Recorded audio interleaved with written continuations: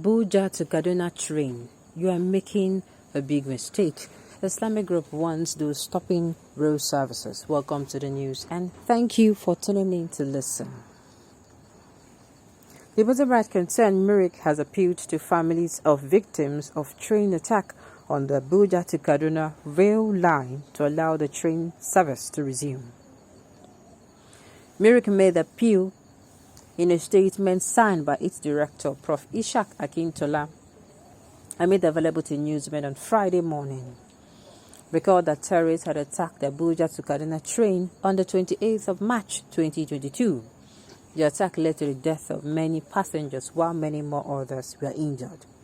Worse still, the terrorists kidnapped many passengers and have been releasing their victims in batches after collecting huge ransom. Many are still held captive. However, the families of the victims of the deadly attack have kicked against any attempt by the Nigerian Railway Corporation to resume operation on the Abuja to Kaduna route, according to reports. And Mirik said that while it sympathizes with families, the ugly incident must not be politicized. It called on the federal government to act fast and see that those still suffering in captivity regain their freedom. The right group said that thousands of Nigeria who need the railway services are being deprived of this dividend of democracy on a daily basis, calling for the immediate resumption of work. It has been a very sad and unfortunate incident, and we solidarize with the victims and their families.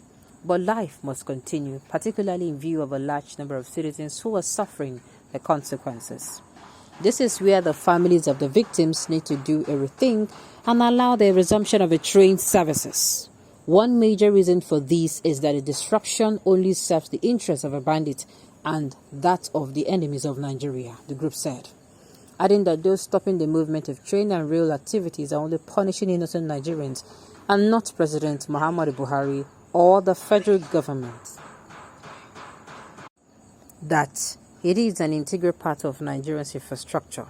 If anyone thinks he is depriving President Muhammadu Buhari of a joy of achievement in the area of railway transportation by disrupting train services, such a person is making a huge mistake. Unfortunately, it is another vital part of the anatomy of the North that is bleeding, Mirik said. The Islamic rights group pointed out that other Nigerians were also being hit by the insecurity in the country, with people losing their dear ones every day to kidnappers on a daily basis. The families of the victims of kidnapping and other attacks have never attempted to stop innocent Nigerians from enjoying the services of either a local or state government on account of such attacks, the group noted. You wonder why it is only in the case of the Abuja to Kaduna train attack that family members of the victims were turning on the government for a pound of flesh. We are therefore compelled to think that there may be more to the train attack than meets the eyes, it said, noting that since the abduction of the Chibok schoolgirls and similar other cases in Borno State, school activities did not shut down. This is a very, very sensitive issue. Mirik is not even supposed to even come outside and make a statement about this, except there is another motive behind this. It's a very sensitive issue that before you talk about this issue, you must cautiously or carefully do it in such a manner that it is not going to open old wounds. That is how you are going to do it. If it opens old wounds, problem. Because yes, why we want to talk about those that are sitting at home, those that are not, getting paid. Yes, but what about those who their loved ones are still there? What about those whom even after giving the little they have, their daughter or their sons or their father or their brother or sister are still in captivity? What are you going to do about those ones too? Are those ones, did they fall from heaven? This is the way Mirik is going about it is very insensitive. Saying that they are denying, can you just even hear how they even put it? Yes, I will say again, yes, there's consequences for shutting the train down. People do not get to go to work and other things. But whose fault? Believe you me, a government fault can be this one. There is nothing you can tell me. Yes, and this is why I said it's the government fault. If the government has done the needful on the issue of insecurity, do you think we are going to be where we are today? If government had done the needful on insecurity, They have treated this insecurity going on in the northern part of the country, most especially, with tough, as in with hard fist. Do you think we are going to be here? Do you think so? Had it been when the first time these people, kidnapped somebody and, they demanded for ransom, do you know that we are not going to be here today?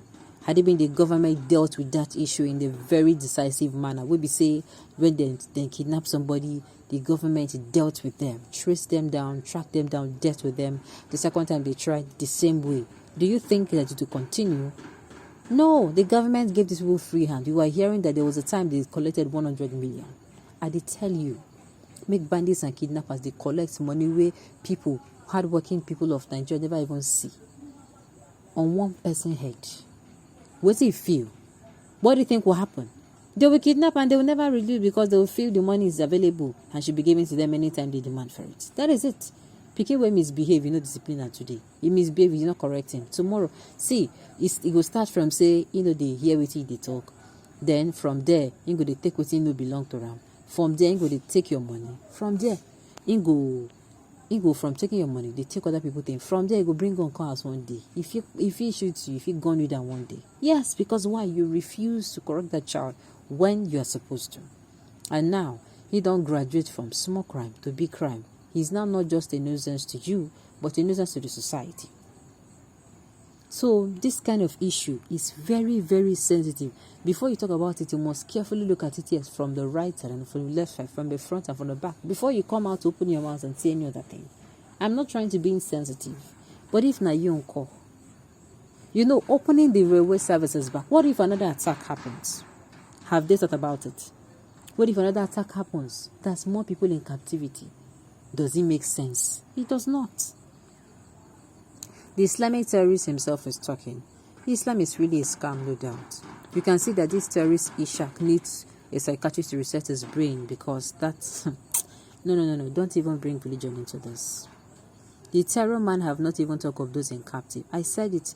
It is the handwork of Islam in Nigeria. They are behind terrorism. My dear, let us just not bring religion into this because it's not going to end well. It is only in Nigeria that a man can talk like this and be moving freely. And even Ahmed Gumi, I tell you, in other parts of the world, you don't get to talk like this. Then go catch you, then go tell you to make a speed rating, So you want this train to start working without thinking of those in captivity. One day, this terrorists will kidnap your children, you will know how it is. Sincerely, do you really need to feel what people are feeling before you have sympathy for them? Do you need to go through? No. You need to go through? No. Like I said, this kind of issue, before you come out to even see anything on it, you must sympathize very well. There are two sides to it. Yeah, there are those who are sitting at home, they don't have means of living, but they're living. Do you know the prayer of those there? They make them come off for make the kidnappers leave them first. That is their prayer. They're not even thinking about jobs as it stands. They pray make them come off for their first of our life. Now, what people did that they pray for? That is those who are in the den of the kidnappers. All right, on this note, we've come to the end of the news. We say thank you for tuning in to listen. Until I come your way next time, enjoy the rest of your day.